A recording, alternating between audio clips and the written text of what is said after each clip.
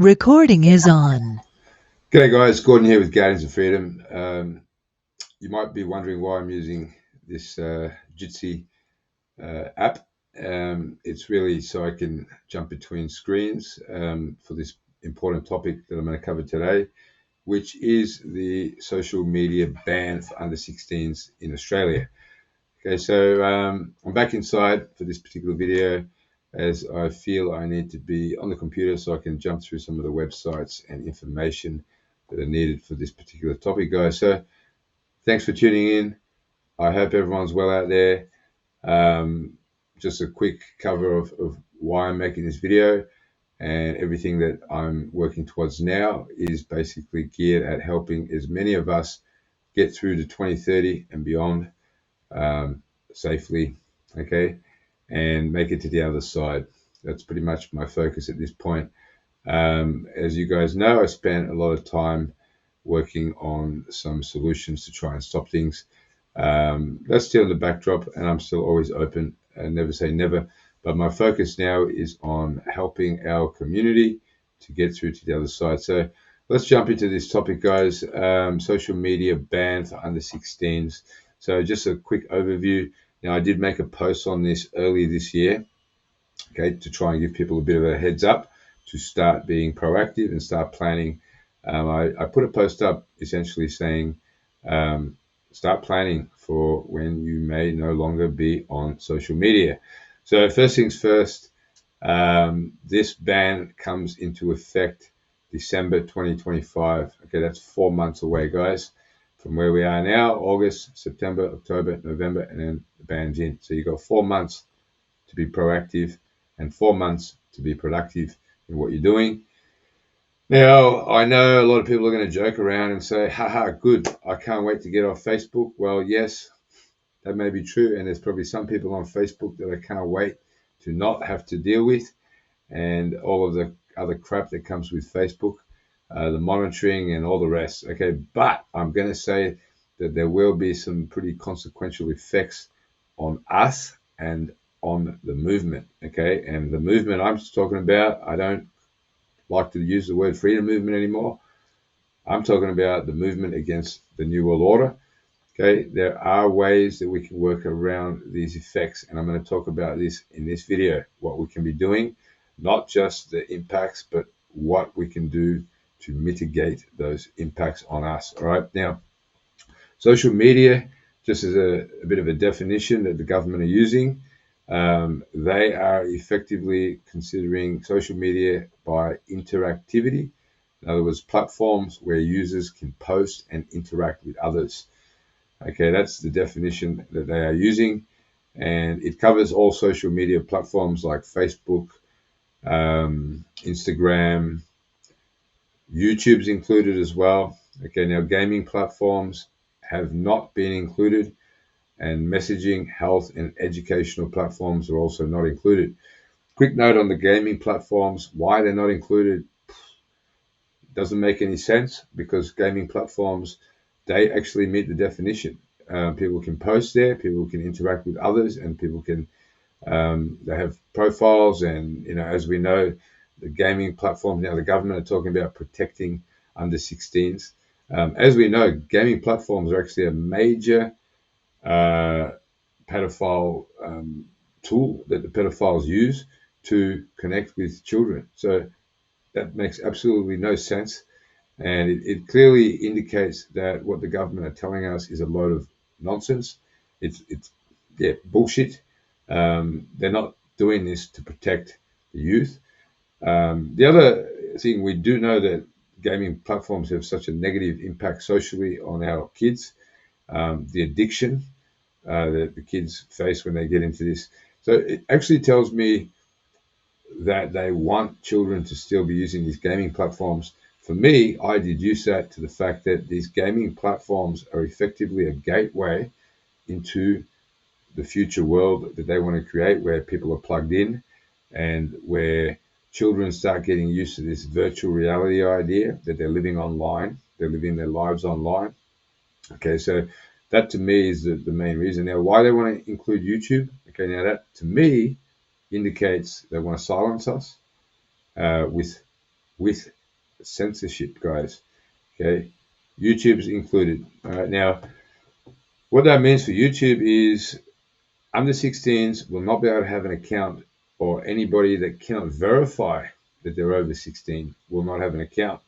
So that means no YouTube uploading. Okay, now that's going to have a massive impact, and I'll talk a bit more about that later. Okay, and they're putting the obligation on social media companies to enforce this. So, side note, guys, in 2020, along the way, along this journey, a lot of people have taken up a issue with me that I'm, I guess, being negative or causing fear. Okay, and I remember in 2020 when I was warning people that ultimately we, the discontenters, that Klaus Schwab has talked about in his book, The Great Reset, or the dissenters, whatever you want to call us, will eventually have no online access. Okay, that's something I was talking about in 2020. So here we are, guys. I'm not being negative, and I'm always about finding a way. Okay, no matter what, I will always try to find a way. Okay, so how are they going to enforce this? Okay, now I think most of us know that this is going to end up being a digital ID that will enable the social media companies to regulate who's above 16 and who's not. Okay, digital ID. Now, digital ID, our government's been building this for years now. All you need to do is go online and type in Australian government digital ID. In fact, I go online and I've checked every country, just about every major country is already working towards implementing it. They've already implemented it. Some have already implemented it, or they will implement it. Okay. So in 2020, I was essentially talking about a window of opportunity to get the job done that we need to get done. Okay. Now, to me, that window is closing fast. And I'm going to explain that further along in this video. Now, how are they going to implement this? How's it going to look? So just to take a quick look at what India have done with their digital ID. Now, this is a different country with a different culture. They went with a hard-handed approach. They essentially just created a digital ID and basically locked everybody out of any government service, banking services, anything and everything you can think of to basically operate within a society. They've locked people out. You cannot even get married in India, okay, without a digital ID. So will our government in the West, in the first world, follow this method? I doubt it personally. I think over here they will fumble around with it first. They'll create some problems, then they'll present the solution. Okay, so I don't believe they're going to go straight to a hard push on the digital ID. I think they'll leave it up to the social media companies, like they're saying, oh, we're a democracy, we don't enforce things. Similar to what they did with the vaccines and all that. And then effectively, they're using the social media companies, which we all know are part of this agenda, to create this need for a better ID system.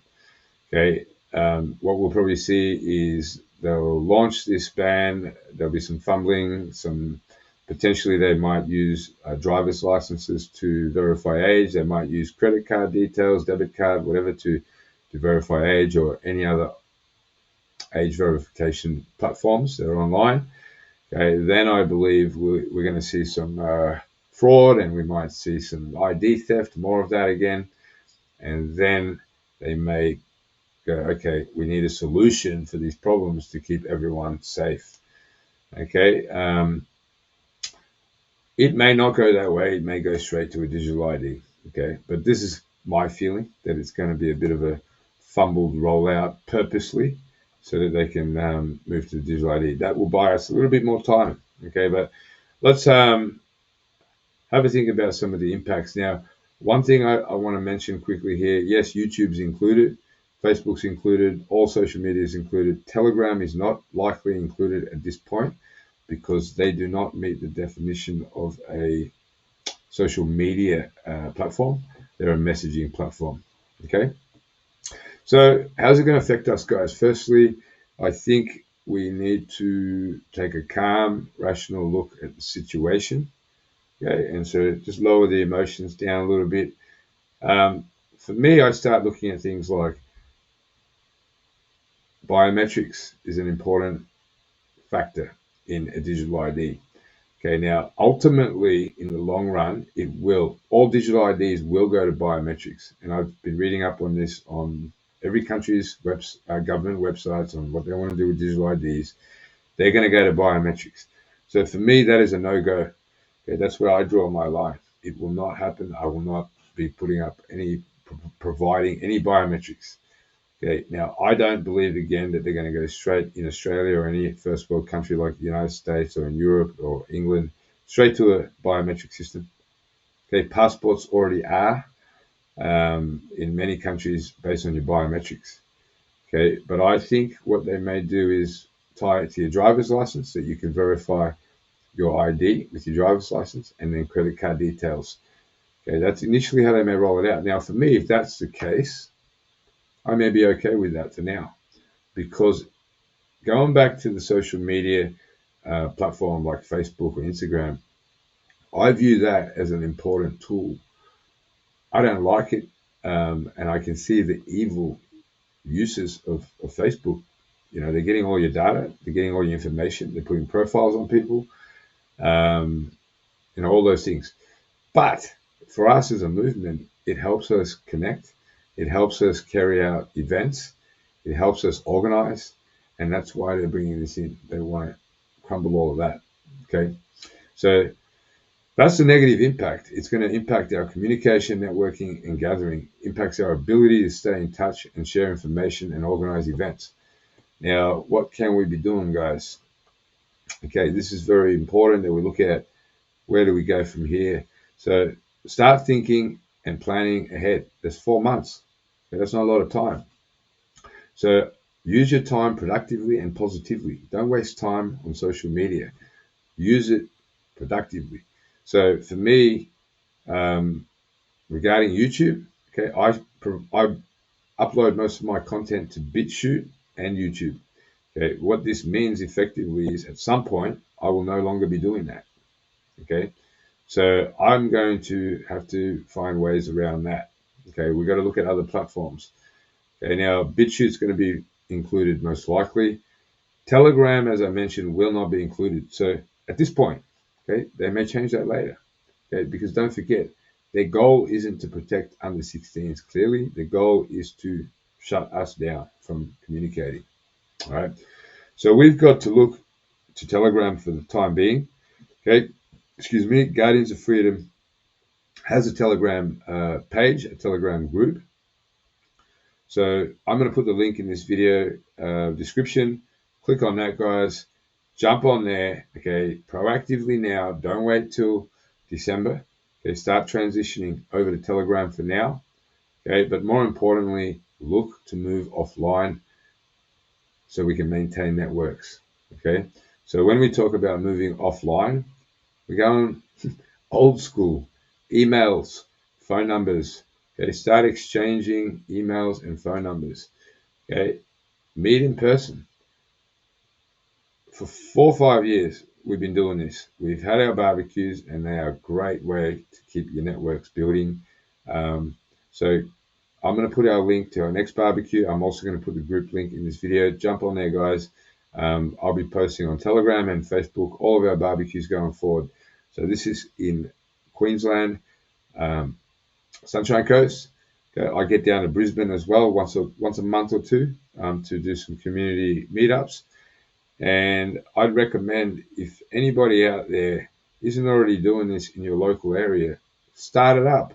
Okay, if not you, then who? Okay, so be the change that we want to see and start being proactive. If you want to use the Guardians of Freedom platform that we've got on Facebook to start this, there's 8,400 members on there. Okay, it's a good platform. It gives you a decent size audience or reach to get people to come meet up in person. All right, so just reach out to me. I'm more than happy. If you're in another state that you want to jump on there, use a platform, no problem. Send me a message. We can organize that.